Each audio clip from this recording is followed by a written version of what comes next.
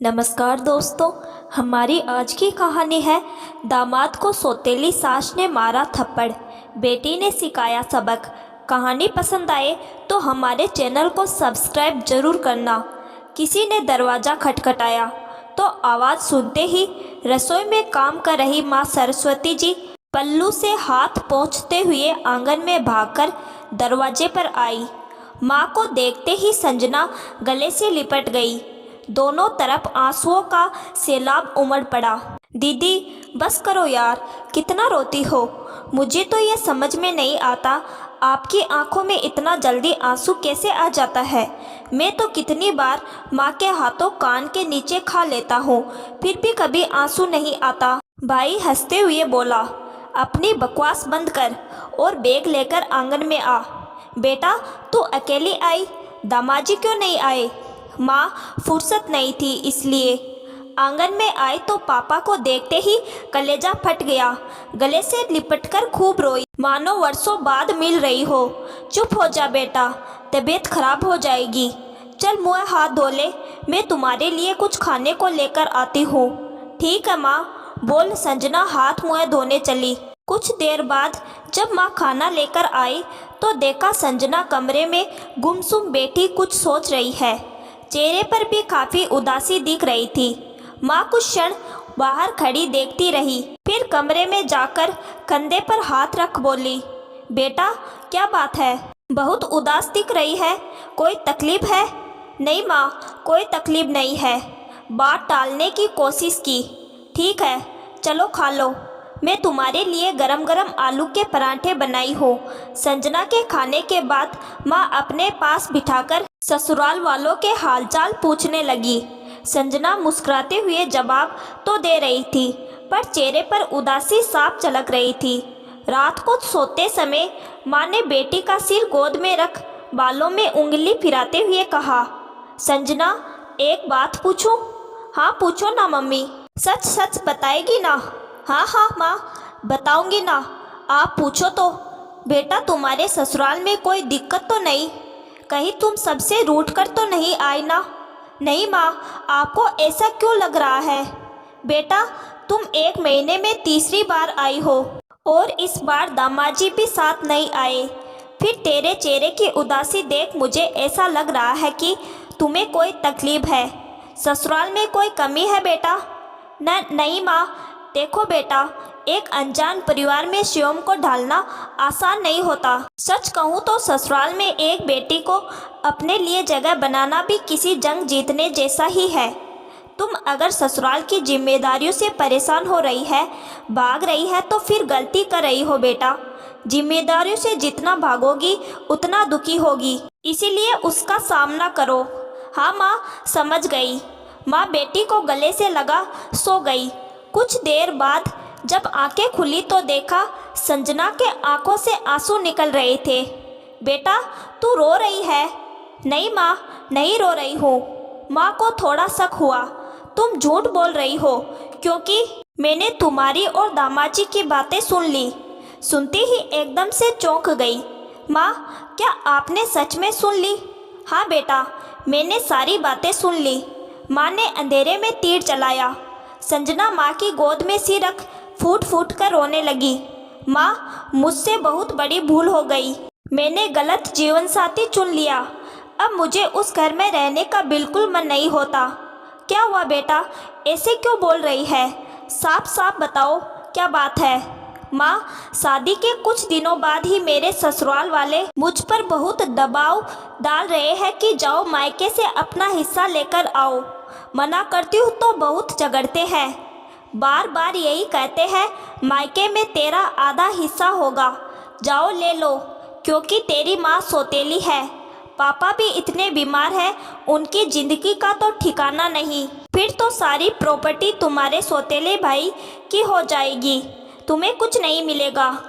मुझे हर वक्त परेशान करते हैं, सोते उठते खाते पीते हर समय बस एक ही बात करते हैं। यही बातें करने के लिए मैं पिछले 2 बार आई थी, पर बताने की हिम्मत नहीं हुई। इस बार फिर मुझसे झगड़ा कर ज़बरदस्ती भेजा है। सास हमेशा कहती है यह घर तो मेरा और तुम्हारे ससुर जी का है, तुम्हारे पति का कोई घर नहीं। मान लो कल को हम दोनों अलग रहे, तब तुम दोनों कहाँ रहोगे? मेरे पास तो एक ही घर है जिसमें हम दोनों रहेंगे। तुम जब मायके से भी नहीं लोगी तब तो तुम दोनों बेघर हो जाओगे। इसीलिए जाओ, शहर में जो तुम्हारे पापा का घर है उसमें से 2 कमरे अपने पति के नाम करवा लो। और यह तो तुम्हारा हक है, तुम्हारे माता पिता को स्वयं देना चाहिए। पर मुझे लग रहा है उनके मन में कोई खोट जरूर है। माँ, तुम चिंता मत करो, मुझे कुछ नहीं चाहिए। मैं अच्छी तरह से जानती हूँ, घर खर्च, पापा का इलाज और भाई की पढ़ाई उसी घर के किराए के पैसे से हो रही है। माँ, मैं उन सबको झेल लूँगी, आप कोई प्रॉपर्टी मत देना, बहुत लालची लोग हैं। सुनकर माँ के पैरों तले जमीन खिसक गई, आंखों से आंसू बह निकले। बच्ची महीनों से इतना दुख सह रही है, मैं कैसे समझ नहीं पाई उसके मन की बात, उसके दुख। कैसे सोच लिया कि बेटी ससुराल की जिम्मेदारियों से भाग रही है। संजना की शादी 6 महीने पहले ही अपने क्लासमेट वरुण के साथ हुई थी। जब वरुण के माता पिता रिश्ता लेकर आए तब माँ ने कितनी बार समझाया, बेटा पहले पढ़ाई पूरी कर लो, अपने पैरों पर खड़े हो जाओ, फिर शादी करना। वैसे भी तेरे पापा बिस्तर पर है, अकेला कितना देख पाऊंगी। कहीं कुछ ऐसा न हो कि तुम्हें बाद में पछताना पड़े। माँ, ऐसा कुछ नहीं होगा, वरुण बहुत अच्छा लड़का है और पढ़ाई क्या है, शादी के बाद भी पूरी कर लूँगी। माँ, अगर अभी शादी नहीं हुई तो उसके मम्मी पापा कहीं और शादी करा देंगे। वे जिद कर रहे हैं, वरुण पर बहुत दबाव बना रहे हैं। वरुण ने भी वादा किया इसकी पढ़ाई पूरी करवाएंगे और उसे अपने पैरों पर खड़े होने देंगे। तब जाकर सरस्वती जी भी तैयार हो गई। आखिर इतना अच्छा लड़का कहाँ मिलेगा, कौन ढूंढेगा।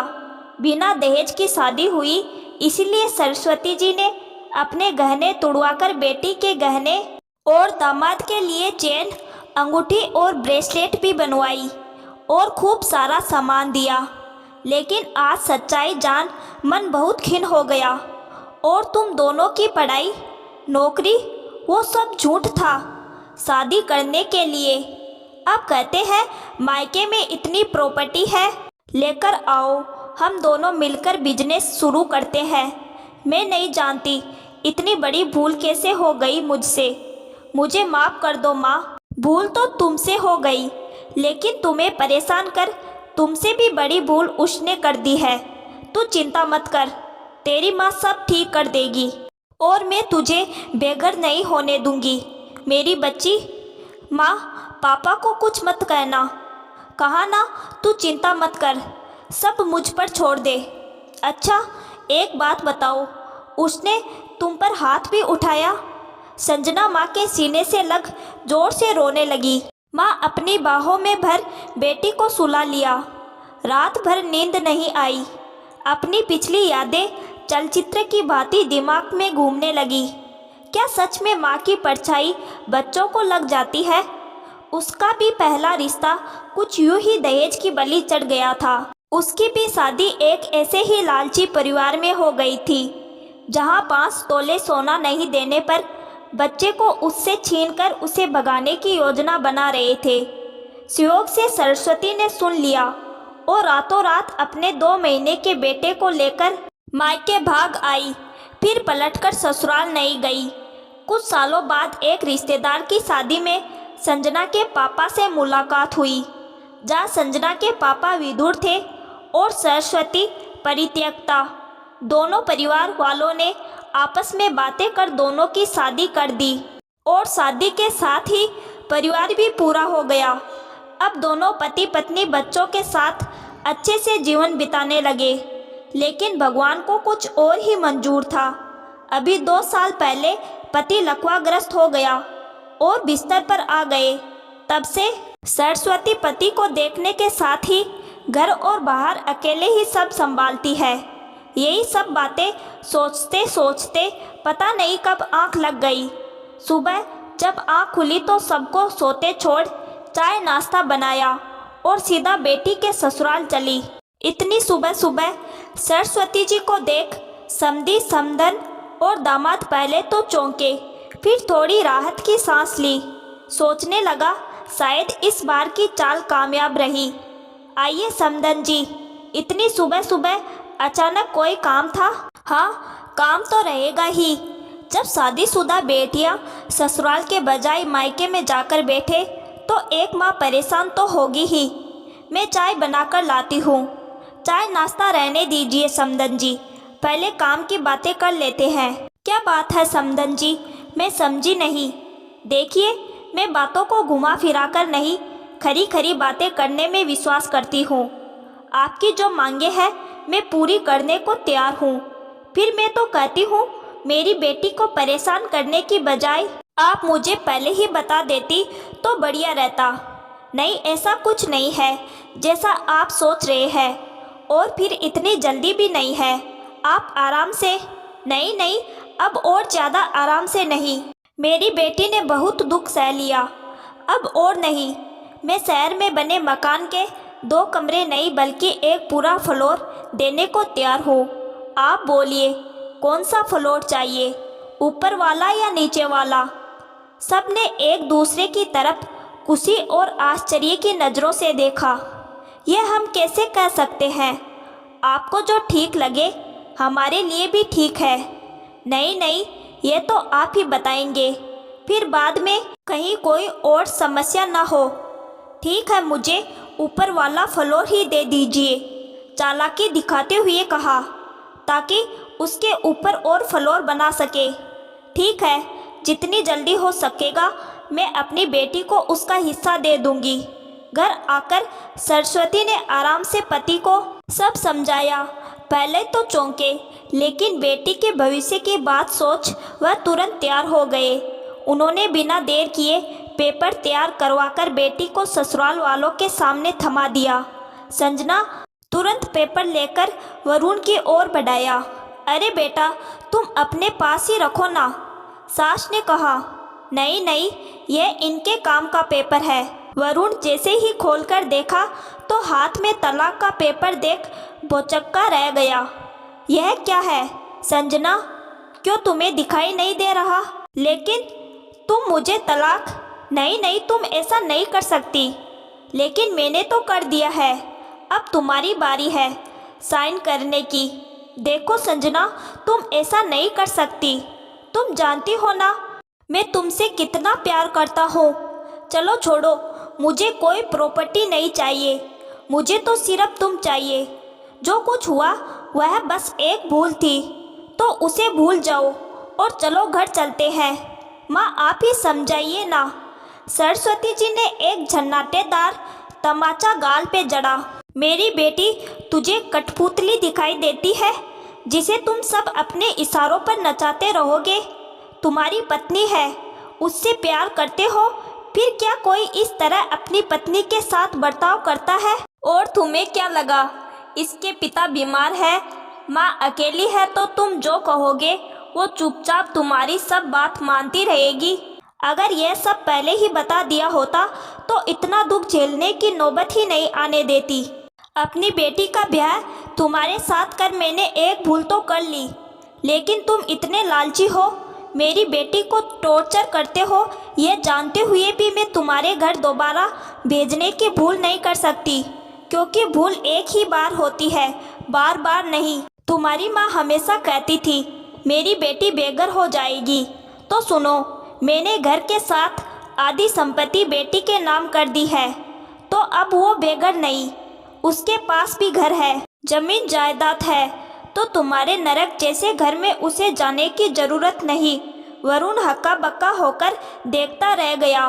तो दोस्तों, सरस्वती जी ने सही किया या गलत, कमेंट्स के माध्यम से बताइए। साथ में कहानी को लाइक जरूर करें।